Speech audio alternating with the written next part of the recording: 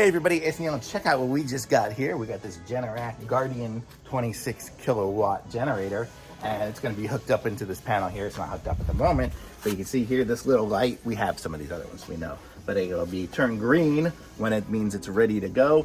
And what's that there? There's the key. If we want to lock the top, we haven't locked it yet because it's brand new. And then we have our buttons here if we want to do some manual stuff with it, but it should go automatically on. But then, oh, there's the keys for it. But then here's all the different stuff here with the motor. Got a big old engine that'll work for it there. Got the filter down in there, little filter checker and everything. But this is it, big breakers there. So this is the Generac generator, and you can see it's got the cool top on it that just slides up and down. You got to keep it a little bit away from the wall, because when it opens up, you see it kind of opens back. So just keep that in mind when you're setting this up, that you give it space so you're not having it directly up against the wall, because otherwise it won't fit. But how cool is that? Nice generator. Can't wait to get it all set up, but we have power now, so we don't need it. So thumbs up.